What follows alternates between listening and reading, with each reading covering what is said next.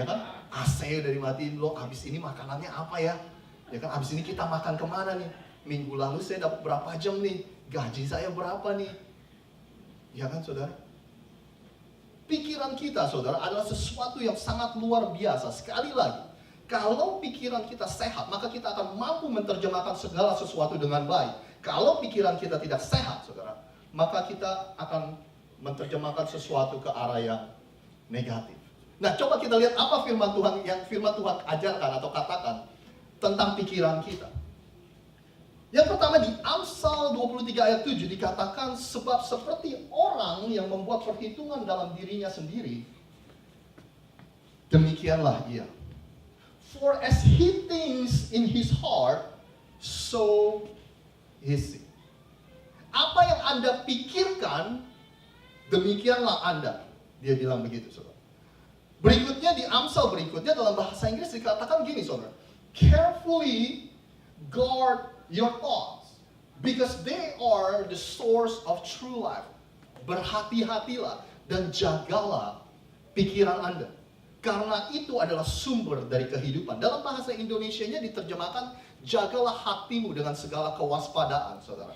Ketika Raja Salomo berkata tentang jagalah hatimu, yang dia maksud adalah the inner core of human being, yaitu sesuatu yang terdalam, yang ada di dalam setiap manusia, yaitu pikiran, perasaan, keinginan, saudara. Jagalah semuanya itu, rawatlah, take care of it dengan segala kewaspadaan. Kenapa alasannya? Karena itulah sumber kehidupan dari setiap kita, saudara. Karena itulah yang akan mempengaruhi arah kemana kehidupan Anda akan menuju. Hari ini yang akan kita lakukan pada awal-awal ini, saudara, yaitu kita akan mencoba mendeteksi, kita akan mencoba untuk mengidentifikasi atau mengenali pikiran-pikiran yang toksik itu, pikiran-pikiran yang meracuni hidup kita itu, pikiran yang seperti apa sih, saudara. Jadi saya akan berikan Anda kira-kira 4 contoh. Mungkin ada lebih, mungkin Anda punya list atau punya daftar yang lebih, tapi saya akan berikan 4 aja hari ini. Yang pertama, saudara, pikiran-pikiran yang meracuni kehidupan kita adalah pikiran yang saya sebut dengan pikiran yang negatif, saudara. Baik itu pikiran yang negatif tentang diri kita, maupun pikiran yang negatif tentang orang lain. Saya ingin tanya sama saudara, pernah gak Anda punya teman kerja, atau siapa saudara, yang begitu negatif sekali, saudara. Anda sedang ngumpul, Anda sedang ngobrol-ngobrol, Anda sedang bersenang-senang, ketawa-ketawa, saudara. Tiba-tiba teman itu buka mulutnya, dan semua kata-kata yang keluar dari mulut itu begitu negatif. Apa yang Anda rasakan? Langsung saudara, atmosfer dari ruangan itu jadi berubah. Saudara tahu apa yang saya maksud, saudara? It's just like it sucked the air out of the room. Kayak sepertinya atmosfer itu langsung gitu, saudara. Karena sesuatu yang negatif yang diucapkan. Saudara bayangkan kalau itu bisa terjadi di dalam sebuah ruangan, bayangkan apa yang akan terjadi dalam hidup Anda kalau Anda terus berpikir yang negatif tentang diri Anda. Mungkin Anda bergumul dengan hal ini, mungkin karena ini adalah pergumulan saya, saudara, yaitu saya selalu bergumul tentang apa yang saya pikirkan tentang diri saya. Aduh, I don't have what it takes. Jangan-jangan saya adalah orang yang salah untuk melakukan hal ini. Jangan-jangan saya bukan orang yang tepat untuk melakukan hal ini.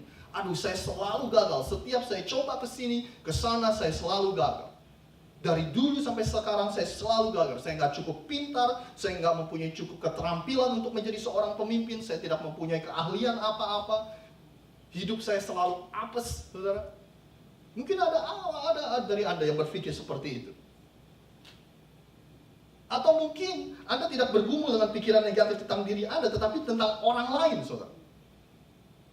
Sehingga kita memukul rata semua orang, semua golongan orang. Jangan pernah berteman sama orang yang asalnya dari daerah situ. Semuanya penipu, ya kan? Semua orang sama lah, nggak bisa dipercaya. Semua orang Indonesia di Philadelphia ini sama aja lah. Anak-anak muda mah nggak bisa diharapin, ya kan? Aduh, Philadelphia mah payah deh. Saya beberapa tahun lalu, saudara, bukan beberapa tahun lalu sih, karena ada begitu banyak orang yang mungkin tahu saya sering bekerja sama atau saya sering mengumpulkan anak-anak muda dan kita ya sering pokoknya menginvestasikan waktu kita sama anak-anak muda, saya banyak sekali menemukan orang yang cerita sama saya. Atau bahkan mereka men-sharingkan isi hatinya, membagikan isi hatinya, saudara. Ada kebanyakan dari orang yang berkata kepada saya, aduh, anak-anak muda ini nggak bisa diharapin. Aduh, anak-anak muda ini sekarang payahlah, ya kan? Nah, saudara, sering kali saya bertemu dengan orang-orang seperti ini, orang-orang yang berkata negatif tentang komunitas kita, tentang anak-anak muda, tentang kota Philadelphia, saudara. Dan setiap kali saya menemukan itu, saya pulang, saya selalu cerita sama istri saya. I'm sorry, but I cannot agree with them. Maaf, tapi saya nggak bisa setuju, saya nggak bisa sependapat dengan orang-orang seperti itu, saudara. Apakah komunitas kita sempurna? Oh, jauh dari sempurna, saudara. Apakah kota kita ini sempurna? Apakah anak-anak muda generasi ini sempurna? Jauh dari sempurna, saudara. Tetapi setiap kali saya berada di kumpulan anak-anak muda, I cannot help it but being optimistic. Saya nggak bisa merasakan hal yang lain kecuali saya optimis, saudara. Karena setiap kali saya melihat mereka, saya sangat kagum dengan cara berpikir mereka yang berbeda, dengan kreativitas mereka. Mereka pekerja keras, mereka punya ambisi, mereka punya impian, dan mereka melakukan hal-hal dengan cara yang berbeda, saudara. Dan yang pasti saya nggak sabar untuk melihat bagaimana Tuhan akan memakai hidup mereka untuk mengubah dunia ini. Nah, saya mulai berpikir, saudara, jangan-jangan orang yang selalu negatif tentang kota kita, tentang komunitas kita, tentang generasi berikutnya, saudara, adalah orang-orang yang tidak pernah menginvestasikan waktunya, orang-orang yang tidak pernah melakukan kontribusi, orang-orang yang tidak pernah melakukan apa-apa bersama-sama dengan mereka. Nah, oleh sebab itu, saudara, pikiran-pikiran yang negatif kita harus kenali dalam hidup ini. Kalau enggak, mempunyai potensi untuk meracuni hidup kita.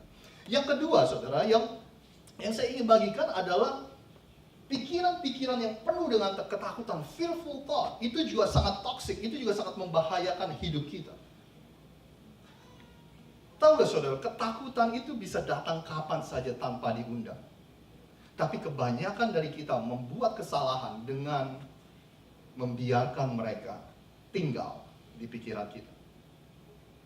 Saudara, ketakutan itu hanya mempunyai nama dengan dua kata, saudara, yaitu what if. Bagaimana jika, atau bagaimana kalau itu terjadi, bagaimana kalau ini terjadi, bagaimana kalau dia yang jadi presiden, bagaimana kalau ekonomi kita seperti itu. Itulah nama dari hal-hal yang menakutkan hidup kita, saudara. Bagaimana jika.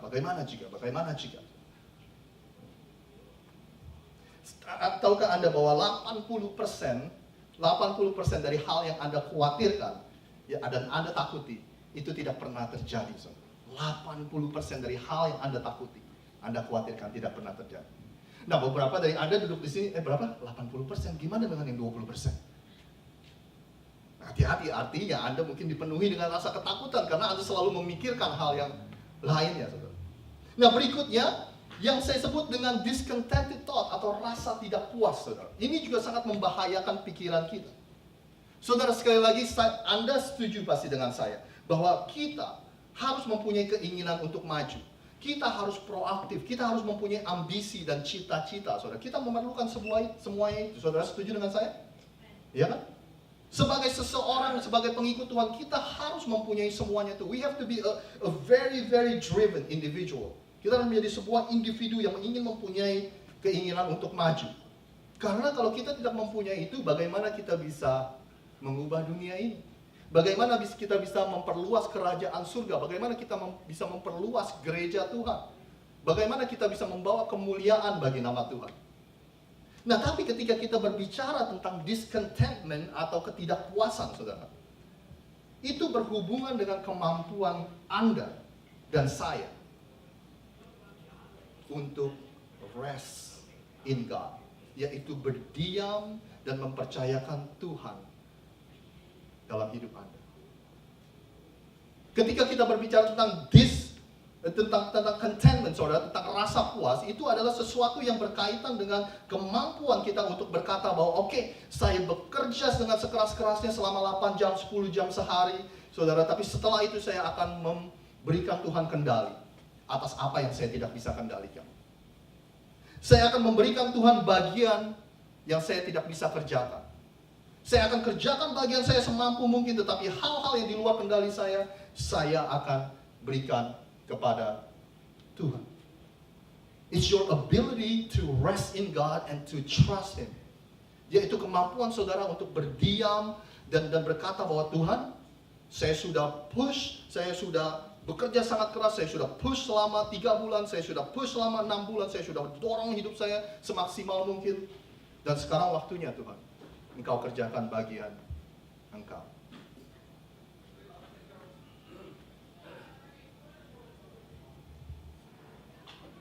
Orang yang selalu dipenuhi dengan rasa tidak puas itu adalah orang-orang yang ketika dia udah bekerja keras 8 jam, 10 jam, saudara, ketika dia pulang ke rumah, dia masih mempertanyakan, andai saja saya membuat keputusan yang berbeda, andai saja saya tidak melakukan itu, andai saja saya memilih jalan yang lain, saudara. Orang-orang yang seperti itu adalah orang-orang yang tidak dipenuhi dengan rasa puas atau contentment, saudara. Karena sesuatu yang sudah lewat, kita selalu berpikir andai saja. Instead of berpikir seperti itu, daripada kita berpikir seperti itu, kita berkata aja, Tuhan, apa yang sudah lewat, keputusan yang saya sudah buat, saya percayakan bahwa Tuhanlah yang akan memegang kendali atas semua yang saya putuskan. Rasa ketidakpuasan. Nah, yang terakhir adalah pikiran-pikiran yang kritis, saudara. Nah, ketika saya berkata pikiran yang kritis, ini bukan maksud saya kayak kita ini nggak boleh mengevaluasi, kehidupan kita ini nggak boleh mengevaluasi organisasi kita, gereja kita, bukan seperti itu, saudara. Kita ini nggak boleh mengevaluasi perusahaan kita, bukan, saudara. Tapi pikiran-pikiran yang kritis itu, saudara, ini adalah seperti ini. Saya berikan saudara ilustrasi. Saudara tahu hummingbird atau burung kolibri bahasa Indonesianya? Itu burung yang kecil, saudara. Tapi adalah burung yang sangat luar biasa. Dalam 1 detik, dia sanggup mengepakkan sayapnya selama 50 kali. Dalam 1 detik. Nah, tapi Anda juga pernah melihat burung yang satu lagi yang saya sebut, yang bahasa Inggrisnya burung vultures, atau burung herring, atau burung bangkai, saudara. Ini adalah burung yang besar, yang sangat jelek, saudara, ya kan? Tampangnya jelek banget, saudara. Nah, setiap hari, kedua burung ini mempunyai makanan yang berbeda. Setiap hari mereka mencari makanan yang sesuai dengan apa yang mereka mau. Burung kolibri tadi, makanannya adalah nektar atau sari bunga yang manis. Dia selalu mencari sesuatu yang manis. Nah, sedangkan burung bangkai, saudara, dia jarang sekali mencari sesuatu yang sehat, yang baik, tapi selalu mencari sesuatu yang mati, bangkai, saudara. Nah, tapi herannya kedua burung ini, setiap hari mereka mempunyai makanan khusus, tapi mereka selalu bisa mendapatkannya. Inti dari ilustrasi ini yang saya mau katakan, saudara, saya mau bilang, you will find what you are looking for. Anda akan selalu bisa menemukan apa yang Anda cari. Dengan kata lain seperti ini, kalau Anda dan saya ingin selalu mengkritik sesuatu, kalau Anda dan saya ingin selalu mencari-cari kesalahan orang lain, kalau Anda dan saya ingin selalu mempunyai pikiran-pikiran yang suka mengkritik, saudara, maka kita pasti akan bisa menemukan yang kita mau kritik. Jika Anda dan saya selalu mencari apa yang kita bisa kritik, ya, dari istri kita, dari suami kita, dari anak-anak kita, apa yang saya mau kritik dari tempat kerjaan saya, dari bos saya, dari pegawai saya, teman pelayanan saya, gereja saya, pendeta saya, setiap dari kita, you will find what you looking for. Setiap dari Anda, kalau Anda ingin mencari sesuatu, Anda pasti akan menemukannya. Oleh sebab itu kalau memang Anda dan saya mempunyai kebiasaan saudara untuk melihat sisi negatif dari segala sesuatu, maka kita akan pasti bisa menemukan sisi negatif tersebut. Nah, jadi keempat hal itu, mungkin ada hal yang lain ya, mungkin Anda punya daftar yang lain, saudara, tapi keempat hal itu, itulah yang harus kita waspadai. Itulah yang harus kita kenali, saudara, karena itu adalah pikiran-pikiran yang meracuni hidup kita, yaitu pikiran yang negatif, pikiran yang dipenuhi dengan rasa ketakutan, rasa ketidakpuasan, dan pikiran-pikiran yang suka mengkritik, saudara. Nah, setelah kita mengenali ini, apa yang harus kita lakukan? Rasul Paulus berkata seperti ini, kami berperang dengan senjata-senjata yang berbeda. Kami berperang dengan senjata-senjata yang berbeda dengan senjata dunia. Kami mempunyai kekuatan senjata dari Allah. Senjata itu dapat membinasakan tempat-tempat musuh yang kuat. Kami mengalahkan perdebatan musuh. Rasul Paulus di sini sedang membicarakan tentang pikiran kita. Kita mampu mengalahkan pikiran-pikiran kita. Ini diibaratkan dengan musuh-musuh kita mencoba untuk membangun kemah di dalam pikiran kita. Mereka mencoba untuk membangun rumah, saudara, di dalam pikiran kita sehingga dia menyuntik pikiran-pikiran kita dengan hal-hal yang bukan berasal dari Tuhan. Tapi Rasul Paulus berkata kita mempunyai kemampuan untuk mengalahkan itu. Karena Tuhan telah memberikan kita senjatanya. Lalu dia melanjutkannya, dan kami mengalahkan semua kesombongan yang melawan pengetahuan tentang Allah. Kami menawan setiap pikiran dan membuatnya menyerah dan taat kepada Kristus, saudara. Jadi yang dia maksud seperti ini, saudara. Pikiran-pikiran kita, ketika kita mulai pergi ke arah yang negatif, pikiran-pikiran kita pikiran ini mulai pergi ke arah pikiran-pikiran yang bukan berasal dari Tuhan, we grab that thought and we make it captive. Dan we make it obedient to Christ. Kita ambil pikiran-pikiran yang negatif itu, kita buat tunduk pikiran kita terhadap pikiran Kristus, saudara. Itulah yang Rasul Paulus maksudkan. Ketika pikiran-pikiran kita mulai melayang-layang ke arah yang toksik, ke arah yang meracuni hidup kita, ke arah yang negatif, saudara, kita tangkap pikiran kita dan kita masukkan kembali pikiran kita dengan pikiran-pikiran Kristus. Jadi yang harus kita lakukan kali kita sudah kenali pikiran-pikiran yang tidak bagus, yang toksik itu seperti apa, lalu kita mempunyai kemampuan untuk mengalahkannya, dan sekarang kita akan mengganti pikiran-pikiran kita dengan pikiran Kristus. Nah, pikiran Kristus itu seperti apa sih? Seperti ini, saudara. Silakan berikutnya.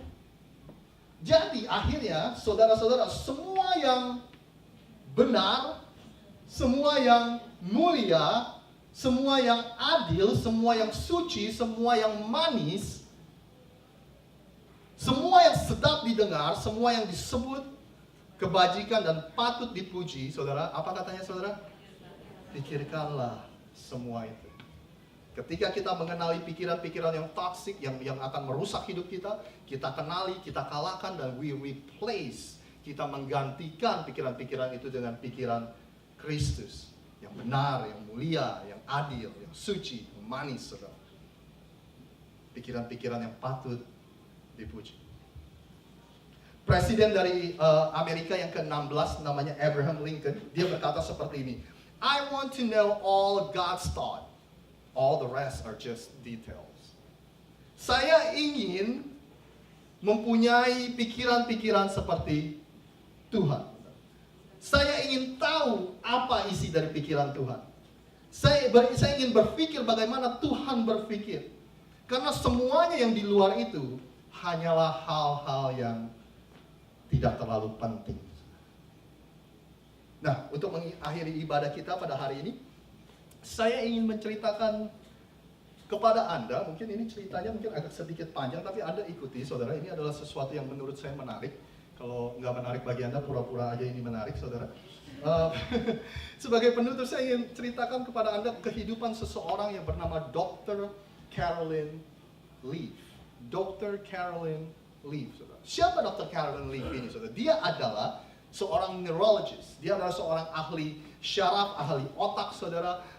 Dan dia bekerja khusus untuk membantu orang-orang yang pernah mengalami benturan atau trauma di otaknya. Dia adalah seseorang yang mempelajari bagaimana otak kita berfungsi, bagaimana pikiran-pikiran kita berfungsi, ya kan?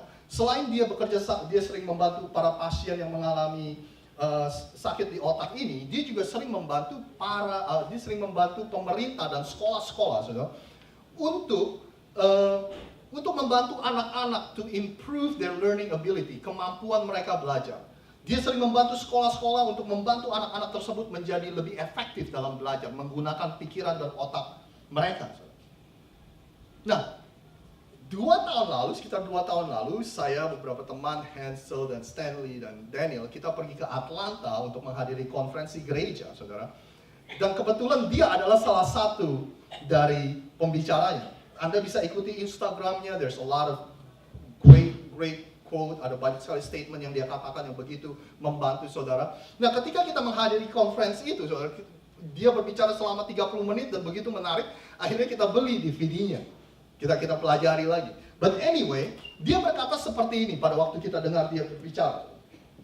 Di awal karir dia sebagai seseorang ahli yang mempelajari otak manusia, saudara, pikiran-pikiran manusia, dia begitu bergumul dengan kekristenannya, saudara. Di awal karir dia, which is sekitar tahun 80-an, dia sangat bergumul dengan kekristenan dia, karena dia adalah seorang Kristen, seorang pengikut Yesus. Kenapa sih alasannya dia bergumul? Karena seperti ini, saudara. Di tahun 80-an, semua teman-teman dokter dia, semua dunia kedokteran yang mempelajari otak pada saat itu berkata bahwa otak manusia tidak bisa berubah. Sekali lagi ingat, itu di tahun 80-an.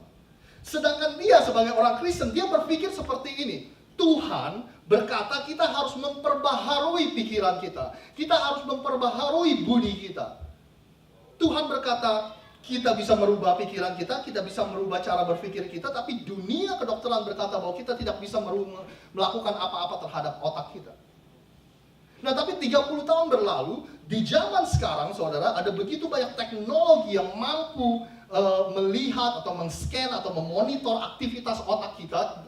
The brain imaging technology begitu canggih sekarang, banyak sekali alat-alat yang bisa memonitor aktivitas otak kita.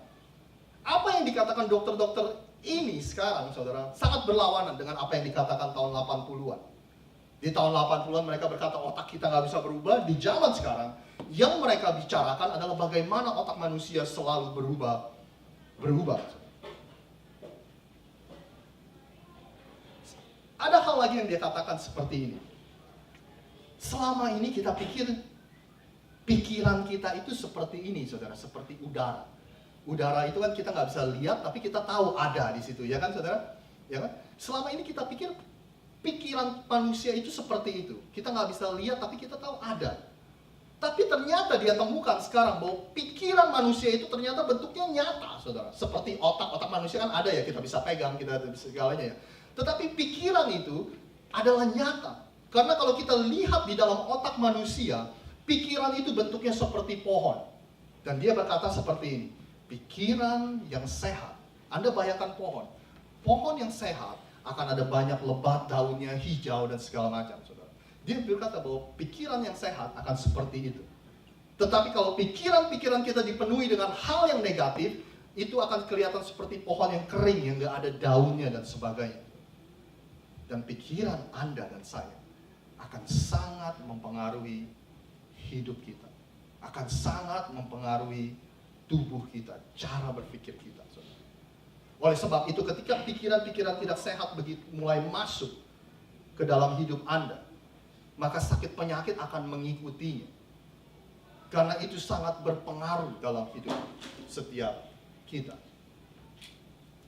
Dia berkata 75% sampai 98% yang mengalami sakit dalam jiwa mereka itu berasal dari pikiran. Dan dia berkata bahwa alam bawah sadar kita, saudara, itu kita menggunakan alam bawah sadar kita 95%, saudara. Dengan kata lain, setiap hari, Anda pernah nggak? Mungkin bagi Anda yang nyupir atau Anda yang jalan gitu ya, tiba-tiba Anda merasa bahwa tahu-tahu Anda udah nyampe di sebuah tempat. Anda nggak ingat bagaimana Anda bisa sampai, ya kan? Ada sesuatu yang terjadi di bawah alam sadar kita. Nah, alam bawah sadar kita ternyata mendominasi kehidupan kita, saudara. 90% dari kehidupan kita didominasi oleh alam bawah sadar. Hanya 5% yang kita lakukan sehari-hari, yang kita lakukan dengan sadar. Nah, ini yang saya ingin ceritakan kepada Anda. Sorry saya memberi Anda begitu banyak background. Ini yang saya mau ceritakan, saudara, kepada Anda. Seperti yang tadi saya bilang, ketika Anda duduk di sini, pikiran Anda berpikir 400 hal per detik. Pikiran Anda constantly thinking, making decision, choosing, selalu memilih, selalu membuat keputusan. Pertanyaannya, bagaimana orang seperti saya bisa memenangkan perhatian saudara? Bagaimana orang seperti saya yang berdiri di sini selama 30 menit, 35 menit bisa membuat Anda mendengarkan saya? Sebelum saya menjawab itu, saya mau katakan Dr. Leaf ini adalah seseorang yang berasal dari Afrika Selatan. Dia bekerja membantu sekolah dan pemerintah saudara selama bertahun-tahun. Dan dia pernah membantu sekolah-sekolah yang anak-anaknya berasal dari keluarga yang kaya raya. Tapi dia juga pernah membantu anak-anak, membantu mengajar di sekolah-sekolah yang sangat miskin. Salah satu kota yang termiskin di South Africa, di Afrika Selatan adalah kota yang namanya Tshwane. Kalau Anda membaca kehidupan tentang Nelson Mandela, Anda pasti mendengar kota itu. Di kota tersebut, anak-anak saudara pergi ke sekolah dan ada sekitar 100 anak kecil ada di dalam ruangan kelas yang begitu kecil. Kalau Anda mendengarkan cerita dari kehidupan anak-anak ini, Anda pasti nangis. Kenapa? Karena beberapa dari mereka ada yang hidup kelaparan, beberapa dari mereka ada yang tidak punya orang tua lagi karena mereka meninggal diakibatkan penyakit HIV dan AIDS, saudara. Tapi dia bercerita seperti ini. Dari pengalaman dia mengajar di 2 tempat. Di sekolah-sekolah yang anak-anaknya berasal dari keluarga kaya. Dan di sekolah yang anak-anaknya sangat miskin dan menderita, saudara. Dia menemukan satu perbedaan yang sangat besar. Dia bilang anak-anak di sini tidak mempunyai rasa keinginan, tidak mempunyai keinginan, tidak mempunyai desire, tidak mempunyai konsentrasi yang begitu dalam, tidak mempunyai kehausan dan kelaparan akan ilmu pengetahuan, saudara. Sedangkan anak-anak yang menderita, yang miskin ini, saudara, dia berkata kalau saya mengajar 5 jam, anak-anak itu tidak bergerak 5 jam. They do not move for 5 hours. Kenapa? Karena mereka mempunyai that deeper concentration, konsentrasi yang deep, konsentrasi yang dalam, keinginan untuk belajar, saudara. Kenapa, saudara? Alasannya, because mereka desperate. Karena mereka berpikir, saya nggak bisa ada dalam situasi seperti ini, saya akan belajar dan saya akan keluar dari situasi kemiskinan saya, penderitaan saya akan belajar sekuat-kuatnya, belajar sebaik-baiknya untuk saya supaya bisa mendapatkan masa depan yang lebih baik.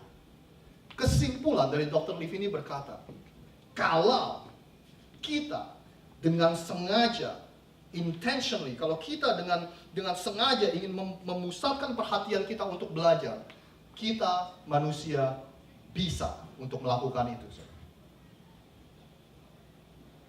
Nah, pertanyaannya gini, saudara. Untuk menjawab pertanyaan yang saya tanyakan, siapa yang mampu memenangkan perhatian Anda, sedangkan pikiran Anda mempunyai 400 pikiran per detik? Pertanyaannya, tidak ada yang mampu untuk meyakinkan Anda atau memenangkan perhatian Anda kecuali diri Anda sendiri. Kenapa anak-anak di sekolah, kenapa para mahasiswa di kampus, saudara, mau mendengarkan profesor? Karena dia berpikir, I need to pass this class. Saya harus lulus dari kelas ini, saya harus mendapatkan A di kelas ini, sehingga saya bisa cepat lulus, sehingga saya bisa cepat mendapatkan pekerjaan, sehingga saya bisa mendapatkan pekerjaan yang memberikan saya penghasilan yang baik. Nah, pertanyaan untuk saudara dan saya, kenapa? Walaupun Tuhan sudah berjanji bahwa firman Tuhan itu begitu berkuasa, firman Tuhan itu mampu menyembuhkan, firman Tuhan itu mampu memerdekakan setiap kita, saudara. Kenapa ada banyak dari kita yang kehidupannya tidak mengalami banyak perubahan. Karena kita, saudara, we are not desperate enough. Setiap kali firman Tuhan diberitakan, baik di gereja ini, baik dimanapun Anda berada, setiap firman Tuhan itu diberitakan, kita tidak mempunyai ini, saudara. Kita tidak mempunyai desperation. Kita nggak mempunyai kayak desire, keinginan. Ini mempunyai potensi untuk mengubah hidup saya. Kata-kata Tuhan, firman-firman Tuhan, berita-berita yang diberitakan di gereja mampu membawa perubahan dalam hidup saya. Ketika kita mempunyai rasa seperti itu, saudara, haus dan lapar seperti itu, disitulah firman Tuhan berkuasa. Demikian juga di dunia ini, saudara. Kalau kita tidak dengan sengaja untuk menggantikan pikiran-pikiran kita yang negatif dengan pikiran-pikiran Tuhan yang tadi yang mulia, yang benar, yang suci,